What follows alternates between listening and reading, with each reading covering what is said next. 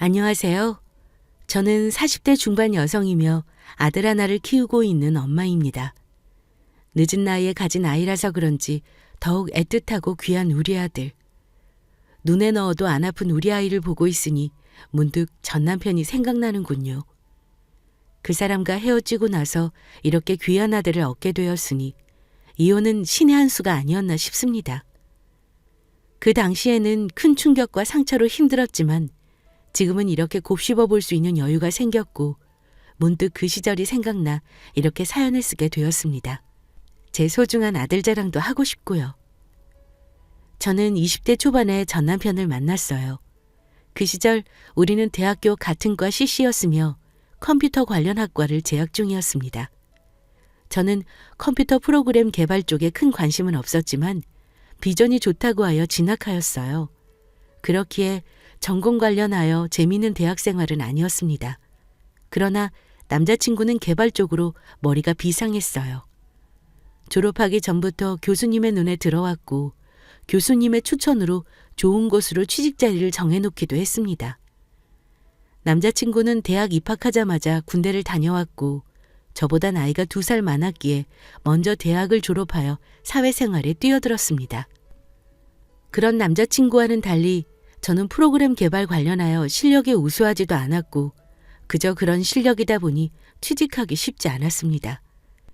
남자친구 직장보다는 못하지만 어렵사리 겨우 취직한 곳에서 일을 배우며 자리를 잡게 되었어요.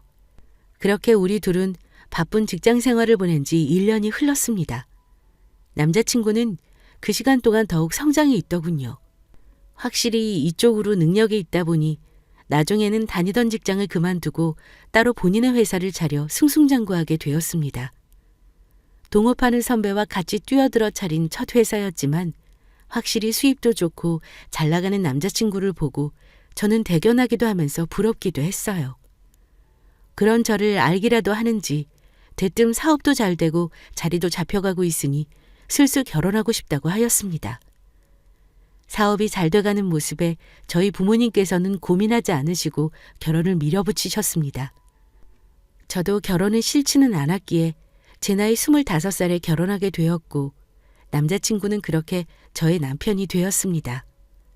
남편이 사업에 더 온전히 집중할 수 있도록 부랴부랴 결혼하고 신혼생활을 보내던 중 어느 날은 밥을 먹으며 제게 이러더군요. 자기 계속 그 회사에 다닐 거야? 왜? 아니, 내가 하는 사업도 잘 되고 있고 앞으로도 전망이 좋으니까 우리 둘이 사는 건 내가 혼자 버는 걸로 충분할 것 같아서 그 회사 다니는 거 힘들어하기도 했고. 힘들게 하지. 그래도 어떻게 나 혼자 쉬어. 자기는 고생인데. 나는 괜찮아. 쉬면서 집안일하고 서방 내조해주면 되지. 그리고 돈 버는 것보다 집안일이 더 힘들어. 우리 엄마 보니까 엄청나게 힘들어 하시더라.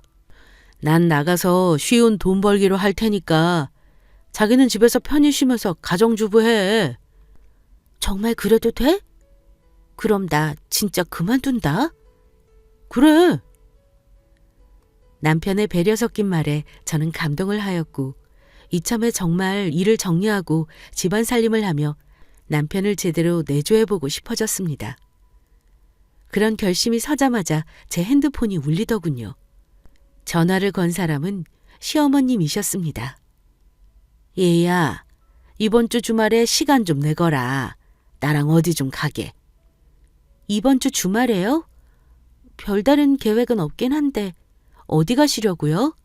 우리 동네에 큰 한의원이 하나 있는데 거기서 너 보약 한 재 지어주려고 그러지. 갑자기 보약이요?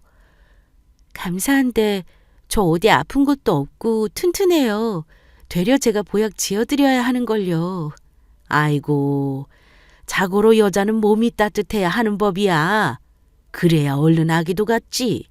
내가 저번에 보니까 손발도 차고 몸도 빼짝 말라서 못 쓰겠더라. 아기 가질 수 있게 몸을 다스리는 한약이 있다고 하니까 그거 한 재 지어주마. 그럼 주말에 보는 걸로 하고 난 이만 끊는다. 갑작스러운 어머니의 보약 타령에 저는 당황스러웠습니다. 남편에게도 이 사실을 말했죠. 남편은 대략 짐작한다는 듯이 심드렁한 표정으로 제게 말했습니다. 어머님이 나 보약 지어주신대. 임신할 수 있도록 몸 가꿔주는 한약으로. 갑자기 왜 임신 타령이시지? 우리 엄마 빨리 손자보고 싶어 하셨어. 저번에 나한테도 그러시더라. 젊을 때 빨리 애 갖는 게 좋다고. 두고 보니 나도 엄마 말씀이 맞는 것 같아. 우리 아이 갖는 거 미룰 수 없잖아. 그래서 임신 계획을 서두르자는 거야? 나는 아직 아기 생각 없단 말이야. 일도 그만 다니라 그러고 아기도 갖자 그러고. 자기 혹시 어머님 말씀 듣고 임신 계획하려고 회사 그만두라고 한 거구나? 꼭 임신 때문은 아니지만 겸사겸사 말한 거지 뭐. 자기도 아이 빨리 갖고 싶어? 아이 생기면 좋지. 나야 미룰 게 뭐 있어? 결혼 전에는 몰랐던 남편의 모습에 저는 조금 놀랐습니다. 아이를 별로 안 좋아하는 줄 알았는데 임신 계획을 서두르고 싶어 했어요. 아무래도 빨리 손자를 보고 싶어 하시는 어머님 등살에 넘어간 것 같기도 합니다. 놀라움과 당황스러움이 뒤섞였지만 남편의 말처럼 임신 계획을 미룰 수는 없었습니다.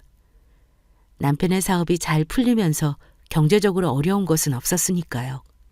또 미룰 이유가 없다면 늙어서 아이 낳고 고생하는 것보다 젊을 때 아이 빨리 갖는 게 오히려 더 좋을지도 모른다고 생각하게 되었습니다.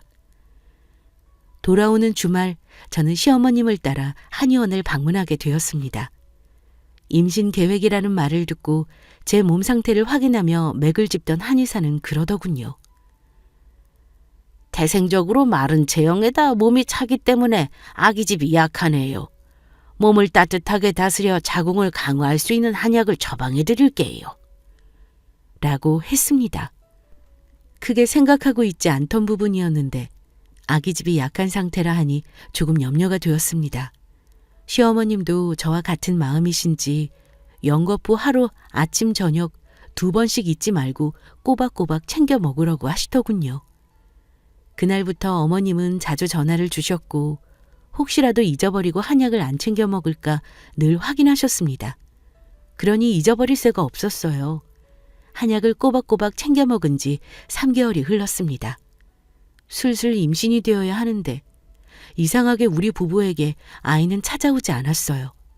하루는 어머님께서 집에 방문하시어 떨어진 한약을 더 지어다 주셨습니다. 아니, 너 꼬박꼬박 한약 잘 챙겨 먹고 있는 거 맞냐? 먹기 싫어서 나 몰래 버리는 거 아니야? 아니에요, 어머니. 저 하루에 2번씩 잊지 않고 잘 챙겨 먹고 있어요. 그리고 어머님이 지어주신 건데 그걸 어떻게 버려요, 아깝게. 그럼 임신해야지.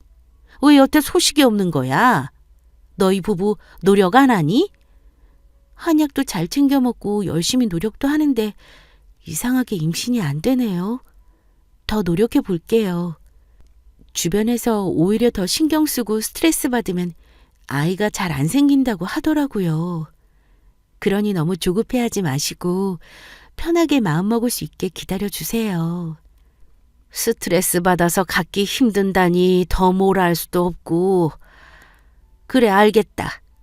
이 한약 잊지 말고 잘 챙겨 먹고 항상 몸 따뜻하게 하고 다니고. 알겠니? 조급해하는 시어머니를 달래고 잠시 후 댁으로 돌아가셨습니다.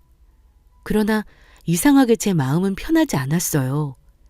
한약 먹기 전에는 임신 준비나 슬슬 해볼까 하는 마음으로 쉽게 생각했는데 한약 먹은 지 3개월 동안 소식이 없으니 되려 조급한 건 저였거든요. 애써 외면하고 있었는데 어머님이 저러시니 심란해져 갔습니다. 그렇게 몇 달이 흘렀을까요? 어느덧 한약을 먹은 지 1년이 되었습니다. 하늘은 여전히 저희 부부에게 어여쁜 아이를 선물로 주지 않았고요. 이런 상황이 이어지다 보니 마음을 편히 먹으시던 시어머님께서는 오만 걱정을 하기 시작하셨습니다. 더불어 제 불안감도 커졌고요. 젊은 나이라 조금만 관리하고 신경 쓰면 금방 가질 수 있을 거라 생각했는데 제 오만과 착각이라는 것을 점차 실감하게 되니 아이에 관한 생각은 더욱 간절해졌어요. 저는 그런 남편에게 진지하게 병원에 가야 할 것 같다고 이야기하였습니다. 아무래도 제 자궁이 약하다 보니 아이가 잘 생기지 않는 듯하여 병원에서 검사하고 도움을 받고자 했어요.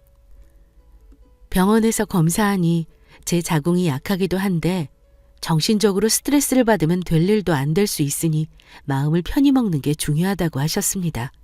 그리고 시험관에 대해서도 고려해 볼 수도 있지만 아직 나이가 젊으니 시험관은 섣부르고 약물 치료와 더불어 몸과 마음을 편히 갖는 것으로 시작해보자 하셨습니다. 그렇게 병원도 꾸준히 다니고 아이를 갖기 위해 남편과 열심히 노력했습니다. 몸에 좋다는 것도 챙겨 먹고 건강을 위해 운동도 하고요. 무엇보다 스트레스를 덜 받기 위해 정신을 평온하게 다스리는 노력을 많이 했습니다. 그게 어느덧 10년이 다 되어가네요. 간절한 마음을 몰라주는 하늘이 야속했습니다. 그 긴 시간 동안 우리 부부에게는 한 번도 임신 소식이 없었으니까요.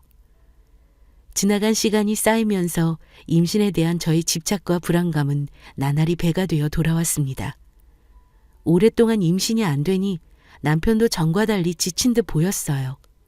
전 그런 남편을 설득하며 마지막으로 인공수정에 기대를 걸어보자 했습니다.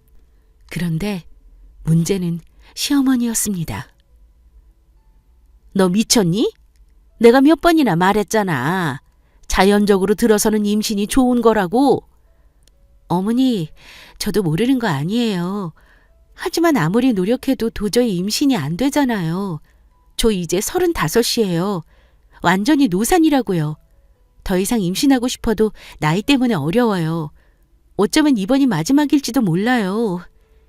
시험관이든 인공수정이든 해볼 수 있는 건 다 해볼 테니 저 말리지 마세요. 그래도 그건 안 돼. 내가 계속 이야기했잖니. 점쟁이 말이 자연적으로 생긴 아이를 낳아야 좋다고. 도통 임신 소식을 알리지 않자 시어머님은 어디서 점을 보고 오셔서는 자연적으로 임신이 되는 게 제일 중요하다고 했고 자식 팔자가 있기 때문에 늦게라도 들어선다고 했답니다. 젊은 시절에도 이루어지지 않은 자연 임신을 어떻게 노력한답니까? 저는 어머님의 고집에도 시험관이나 인공수정을 강력하게 밀어붙이려 했어요. 그러나 어머님의 고집을 꺾지 못하는 남편은 어느 순간 어머님과 한편이 되었습니다. 일 때문에 바쁘기도 했지만 병원에 가서 성인물을 보며 정액을 채취하는 게 수치스러울 것 같다며 그렇게까지 하고 싶지 않다고 하는 겁니다. 할 만큼 했으니 그냥 아이를 포기하고 살자고 하더군요. 자기 힘든 거 다 알아. 그렇지만 나도 지치고 힘들어. 아이 갖고 싶어 노력하며 지낸 게 10년이야. 난 자기처럼 쉽게 포기 못해. 제발 마지막으로 시험관이든 인공수정이든 노력해보자. 응? 그때도 안 생기면 나도 깨끗하게 포기할게. 저의 진심 어린 설득에 남편은 마지막임을 약속받고 마지못해 시험관과 인공수정을 하기로 했습니다. 병원에서는 시술하기 전 산모의 몸 상태가 제일 중요하다고 했기에 저는 몸과 마음을 더욱 정성스럽게 관리하려 했습니다. 남편에게 집안일도 안정을 취하면 더 좋을 것 같아 가정부를 드리면 어떨지 물어봤죠. 남편은 좋을 대로 하라고 했습니다. 업체에 문의하자 며칠 후 20대 후반으로 보이는 젊은 여자가 찾아왔습니다. 가정부를 하기에는 젊은 나이인 것 같아 저는 당황하며 정말 가정부를 하려고 온 건지 물어봤어요. 나이 좀 있으신 분이 오실 줄 알았는데 가정부로 일하러 온 거 맞죠? 안녕하세요, 사모님. 가정부 구하신다고 해서 온 거 맞아요. 젊은 사람이 이런 일 하러 와서 좀 놀라셨죠? 실은 제가 직업을 따져가며 일할 상황이 못 돼서요. 어려도 어릴 때부터 집안일 다 했고 살림 잘해요. 젊어서 체력도 좋고요. 시켜만 주시면 열심히 하겠습니다. 젊은 아가씨가 가정부로 와서 당황스러웠지만 젊은 나이에 굳은 일 마다하지 않고 열심히 하려는 모습이 예뻐 그냥 가정부로 채용하기로 했습니다.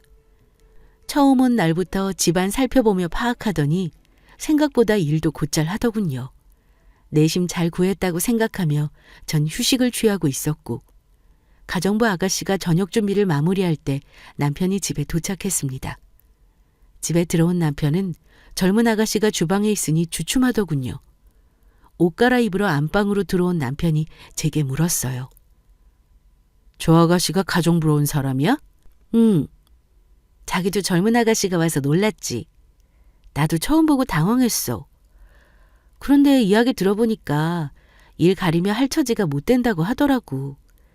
하루만 채용해볼까 생각하고 일 맡겼는데 생각보다 되게 잘한다? 손도 야무지고. 그래서 앞으로도 쭉 쓰려고. 그래? 사정은 딱하긴 한데 그래도 젊은 아가씨가 우리 집에서 가정부 한다고 하니 좀 그렇네. 집에서 옷도 편히 못 입고 불편할 거 아냐. 자기가 왜 불편해? 어차피 자기 이 시간에 오거나 늦게 오잖아. 가정부 아가씨는 저녁하고 설거지하면 갈 건데 뭐. 저 아가씨 보는 시간 많지 않으니 걱정 마셔. 라고 이야기하며 마무리하였습니다. 그래도 남편은 젊은 아가씨가 불편한지 저녁을 서둘러 먹고는 안방으로 들어가 버리더군요. 그러던지 말던지 저는 가정부 아가씨 덕에 몸도 마음도 편해져 좋았습니다. 그 아가씨는 계속 우리 집으로 출근했고요. 그런데 가만 보니 젊은 아가씨가 야무지게 일도 잘하는데 성격도 참 좋았습니다. 늘 웃는 얼굴에 서글서글하니 친화력이 참 좋더라고요. 애교 있는 말투와 행동으로 저와 빠르게 친해질 수 있었습니다. 일을 어느 정도 하고 잠시 쉴 겸 저랑 이야기를 나누게 되었어요. 그런데 사모님, 사장님은 언제 만나서 결혼하신 거예요? 남편이랑은 대학교 때부터 알았어. CC였거든. 와, 그러면 엄청나게 오래 사귀셨네요. 두 분이 많이 사랑하셨나 보다. 저도 그런 연애하고 결혼하고 싶은데 부러워요. 나래 씨는 남자친구 없어? 한창 좋을 나이인데.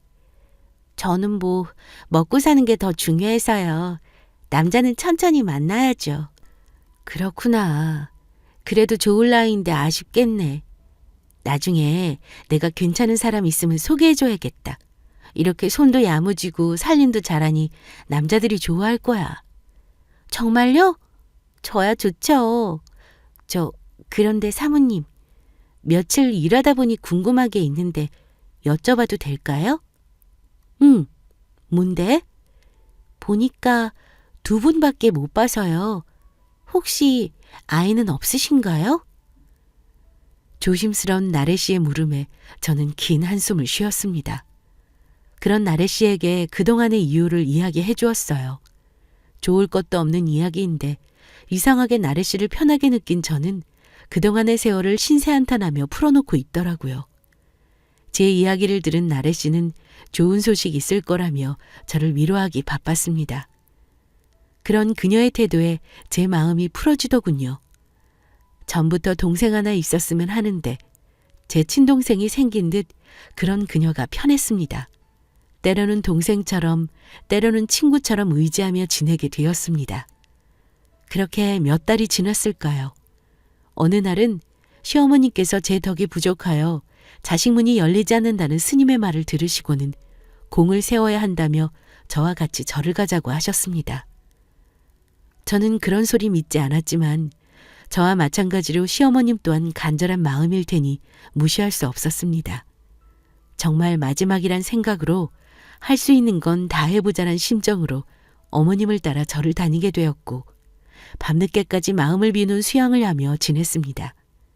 그렇다 보니 남편 혼자 저녁을 먹는 일이 많아졌고 저의 빈자리를 나래 씨가 채워주게 되었죠. 어떨 때는 어느 사찰에 있는 주지 스님이 영험하다며 저를 데리고 지방으로 가실 때도 있었습니다. 절에서 수양하며 1박을 보내기도 했고요. 그런 시간이 오래 쌓이다 보니 정말 어머님의 말씀처럼 제 몸과 마음이 평화로워지는 것 같았습니다. 이 정도면 몸의 상태도 좋으니 시험관이든 인공수정이든 무리 없을 것 같았어요. 뭐랄까, 이번에는 꼭 임신할 것만 같은 좋은 예감도 들었죠. 그러나 그 예감은 곧 산산조각이 나고 말았습니다.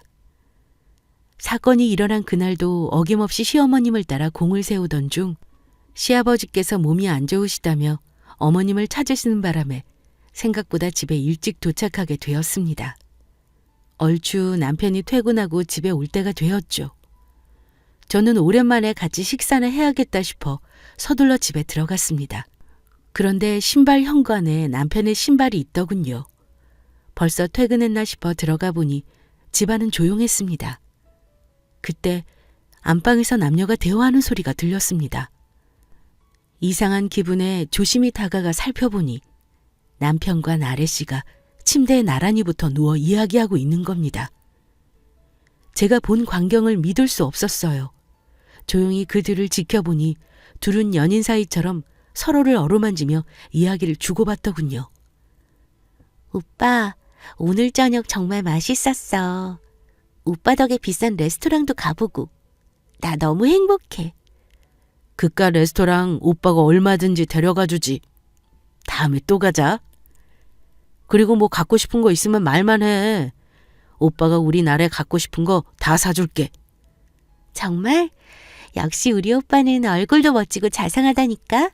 정말 최고야. 오늘 그 사람 늦게 온다고 했으니까 편히 쉬자. 오빠가 데려다 줄게. 두 사람의 대화는 누가 봐도 연인 사이임이 분명했습니다. 저는 그토록 임신을 바라며 이렇게 열심히 노력하고 있는데 남편이란 사람은 어린 년이랑 붙어서 이러고 있다니요. 정말 세상이 원망스럽고 제 하늘은 무너져 내렸습니다. 저는 문을 벌컥 열고 들어가 두 사람을 향해 소리를 질렀죠. 저를 본 두 사람은 눈이 커지며 놀라 벌떡 일어났습니다. 너희 둘이 지금 뭐 하는 거야? 콜에 남자랍시고 바람 피우니? 왜? 젊은 년이랑 붙어 먹으니까 그렇게 좋아? 아내란 사람은 어떻게 하면 임신할까 이렇게 발버둥 치면서 사는데 남편이란 놈은 이게 뭐 하는 짓이냐고. 그동안 내가 늦게 오거나 집에 못 올 때마다 인연이랑 붙어 먹었니? 그리고 너 아주 앙큼한 애였구나. 어떻게 나한테 이럴 수 있어? 자기야, 다 오해야. 진정하고 내 말 좀 들어봐. 당신이 오해할 수 있는데 그러니까 우리 둘은 그냥 친구처럼 지내는 사이라고. 친구? 친구 좋아하네. 친구끼리 주물럭거리면서 붙어있니? 내 눈으로 다 봤는데 무슨 헛소리야? 맞아요, 사모님. 저 오빠랑 만나고 있어요. 오빠, 이렇게 된 거 그냥 솔직하게 다 말하자. 우리 사랑하는 사이잖아. 내가 사랑하는 건 우리 아내야. 너랑은 그냥 심심풀이로 만나는 거라고. 자기야, 나 자기밖에 없어. 어린 게 하도 꼬리치길래 내가 잠시 미쳤나 봐. 남편은 제게 다가와 저를 설득하기 시작했고 그녀는 저와 남편을 노려보더니 눈물을 흘리며 밖으로 뛰쳐나갔습니다. 전 더 이상 남편의 이야기를 듣고 싶지 않았어요. 잠시 미쳤다고 해도 10년 동안 아이를 가지려고 노력하며 지낸 저를 생각한다면 이런 실수를 하면 안 되죠. 이 남자에게 오만정이 다 떨어지고 소름이 끼치며 실망감은 이루 말할 수 없었어요. 남편의 옷가지 몇 벌을 큰 가방에 쑤셔놓고 문 밖으로 집어던지며 당장 꺼지라고 쫓아냈습니다. 남편은 문 앞에서 저를 계속 부르며 무릎 꿇고 빌었고요. 전 그런 남편을 더 이상 생각하고 싶지 않았습니다. 그 뒤로 물 한 모금도 못 먹고 눈물로 하루하루를 보낸 것 같습니다. 남편은 퇴근하고 돌아오면 문 앞에서 무릎 꿇고 제게 용서를 구했고요. 잠깐의 실수라고 한 번만 용서해달라고 했습니다. 전 그런 남편을 생각할수록 더욱 괴로웠습니다. 날 배신하고 바람 피운 그 남자를 아직 사랑하고 있었기 때문이었죠. 고통과 혼란 속에서 살얼음 같은 냉전을 유지하며 지냈습니다. 남편은 그 여자를 다 정리했다며 제게 용서를 구했고 전 텅 비어버린 빈 껍질인 채로 몇 달을 허송세월로 보냈습니다. 그러던 어느 날 잊고 있던 그년이 절 찾아왔습니다. 할 말이 있다며 꼭 전해야 한다고 저를 찾았어요. 침대에서 힘겹게 몸을 일으켜 저를 보고 서 있는 그년을 지나쳐 소파에 앉았습니다. 남편은 그년을 보고 여기 왜 왔냐고 안절부절 못하더군요. 그녀는 그런 남편을 무시하며 제게 다가와 사진 한 장을 건넸습니다. 그것은 제가 그토록 보고 싶어 했던 임신 초음파 사진이었습니다. 저 임신했어요. 제 뱃속에 오빠 아이가 있다고요. 청천벽력 같은 소리에 저는 아무런 말도 할 수 없었어요. 내 인생을 시궁창처럼 갈 때까지 갔구나 싶었습니다. 그년의 임신 소식에 남편을 힐끗 보니 당황해하며 떨리는 눈동자로 그년을 바라보고 있었습니다. 그런 남편을 보니 내가 사랑하는 사람의 모습이 참 희미해져 가더군요. 그제야 정신 차리고 보니 부른 배가 보였습니다. 알겠으니 오늘은 이만 돌아가 달라고 하였고 방으로 들어와 버렸어요. 아무리 사랑하는 사람이라도 이런 쓰레기 같은 상황을 마주해 버렸으니 버티기 힘겨웠습니다. 며칠 동안 정신 나간 사람처럼 멍하니 앉아있거나 누워서 시체처럼 지내니 남편은 시어머님께 모든 사실을 다 말한 모양이었습니다. 시어머님께서 찾아오시더니 하실 말씀이 있으시다며 힘든 저를 거실로 부르셨어요. 이야기는 대강 들었다. 일이 이렇게 된 건 안타깝지만 어쩌겠니, 내 아들인걸. 그리고 말이 나와서 하는 말인데 우리 아들도 남자 아니겠니? 그 긴 시간 동안 너랑 살면서 우리 아들이 못나게 있었겠어? 떡두꺼비 같은 아들 하나를 낳아주길 했니? 뭐 했니? 그러니 한눈을 팔지. 난 솔직히 이렇게 임신이 안 돼서 우리 아들 어디가 문제가 있나 걱정했는데 이거 봐라. 한 번의 임신이 떡하니 되지 않았니? 그 보살이 늙음하게 손잡을 수 있을 거라고 했는데 이렇게 손잡은다는 걸 이야기해준 모양이다. 내가 너한테 손주 보려고 기다렸다가는 나 장례 치를 때까지 기다리겠어. 그래서 말인데 난 내 손자 포기 못한다. 그러니까 내가 물러나. 깨끗하게 갈라서란 말이야. 엄마, 이 사람 아직 힘든데 꼭 그렇게 말해야겠어? 넌 조용히 해. 너도 네 자식 생겨서 좋다고 했잖아. 시어머님의 입에서 나온 소리를 듣고 멍해졌던 정신이 서서히 돌아왔고 남편을 바라봤습니다. 남편은 저를 쳐다보지 못한 상태로 고개를 푹 숙이며 말했습니다. 당신한테는 정말 미안하지만 그래도 어떻게 내 아이가 생겼다는데 나도 오래도록 기다린 아이고. 우리 그만하자. 위자료는 당신이 원하는 대로 줄게. 남편의 말을 듣고 웃음이 나왔습니다. 그동안 미안하다며 싹싹 빌더니 자신의 아이가 생겼다는 말에 결국 날 2번 버리는구나 생각되니 정말 정신이 어떻게 되는 것 같았습니다. 하지만 쉽게 이혼해주면 안 되죠. 누구 좋으라고요. 인간 같지도 않은 두 사람에게 소리를 지르며 절대 이혼 못해준다고 악을 썼습니다. 그러나 이미 남편은 친정에도 이 사실을 알렸고 친정엄마는 그런 저를 집으로 데리고 가려고 하셨죠. 시어머님은 얼른 데리고 가시라며 저를 내쫓듯이 쫓아내려 하더군요. 남편은 그저 구경만 하고 있고요. 그렇게 친정엄마 손에 붙들려 집에 온 저는 마음고생을 많이 하며 보냈습니다. 친정 부모님은 그런 놈이랑 당장 헤어지고 아직 늦지 않았다며 새 출발하자고 하셨고요.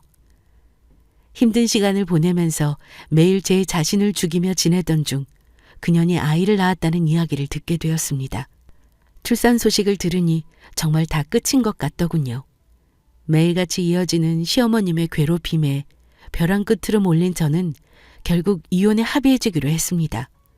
평생 먹고 살 만큼 큰 돈을 위자료로 받기도 했고요. 이렇게 허망하게 끝이 났지만 용서를 구하지 않은 그년이 용서되지 않았습니다. 제 짐을 챙기러 간다는 말로 핑계를 대며 그년의 낯짝을 마지막으로 보러 그 집을 찾아갔습니다. 집에 들어가니 아이를 안고 있더군요. 그년에게 시원하게 욕이나 저주라도 퍼부어 주려고 하는 찰나 아이의 얼굴을 보는데 뭔가 이상했습니다. 아이가 남편과 하나도 닮지 않아서였죠. 저도 모르게 혼잣말로 그이랑 하나도 안 닮았어 라고 말하였고 순간 그년의 눈동자가 떨리는 것을 알 수 있었습니다. 뭔가 숨기고 있는 것처럼요. 헛소리하지 말고 당장 꺼지라며 그녀는 절 밀쳤습니다. 전 균형을 잃어 휘청거리는 척하며 아이의 쪽쪽이를 몰래 챙겨서 그 집에서 재빨리 나왔고요. 그리고 가지고 있던 남편의 물건과 아이의 쪽쪽이를 대상으로 친자 검사를 했습니다. 그 결과 대반전이 일어났어요. 제 예상대로 그녀나 아이는 남편의 아이가 아니었습니다. 전 그 결과지를 가지고 집으로 찾아갔어요. 마침 집에는 손주를 보러 오신 시어머님이 계시더라고요. 남편과 시어머님께 보란 듯이 결과지를 보여주며 친자식이 아니라고 말했죠. 남편은 믿을 수 없다며 충격을 받았습니다. 시어머님은 아이를 못 가져 제가 질투해서 조작한 것이라며 그럴 일 없다고 난리를 쳤습니다. 저는 이 결과지를 보고도 못 믿겠으면 다시 검사해보라고 했고 그 결과를 보고 당황한 듯한 그녀는 당장 나가라며 제게 소리를 쳤습니다. 전 아랑곳하지 않고 웃으며 이미 파국으로 이어진 가정이니 알아서들 잘 살라고 하고 나왔습니다. 그 일이 있고 며칠 뒤 남편은 우리 친정 앞에 찾아와 무릎 꿇고 울며 미안하다고 다시 자신을 받아달라고 애원했습니다. 문을 열어주지 않으니 온갖 전화며 문자가 왔어요. 그리고 시어머님에게도 연락이 왔습니다. 친자식이 아닌 아이를 낳은 그녀를 쫓아냈다며 미안하다고 사과를 하셨어요. 알고 보니 시어머님은 제가 준 결과지가 의심스럽다며 다시 검사하자고 하셨고 그 결과 친자가 아님을 정확히 확인한 순간 그년과 아이를 쫓아냈다고 합니다. 그리고 계속 임신이 안 되는 아들이 의심스러워 병원 검사를 하였고 무정자증이라는 결과가 나왔다며 그동안 임신이 안 된 원인이 본인이었다면서 정말 제게 미안하다고 통곡을 하는 전 남편. 전 그런 둘을 만나지 않고 연락도 다 차단하며 철저히 무시했습니다. 계속 집에 찾아와 귀찮게 구는 바람에 연락처도 바꾸고 집도 이사했고요. 친정 부모님께서는 젊은 나이라 안타깝다며 재혼을 하라고 설득하셨고 지인의 소개로 1살 많은 남자를 소개받아 재혼하였습니다. 그러다 신혼기간 중 하늘이 주신 선물로 임신을 하게 되었어요.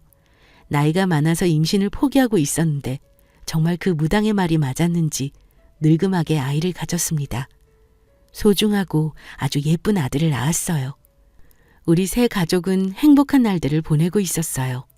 저는 한번 가정의 실패를 얻은 상처를 잘 치유하여 잊고 있었죠. 그러나 우연은 참 기가 막히게 일어났습니다. 우연히 아들을 데리고 남편과 외식을 하다가 계산을 하던 중 전 시어머님, 시아버님, 전 남편이 식사하러 왔는지 식당 안으로 들어오더라고요.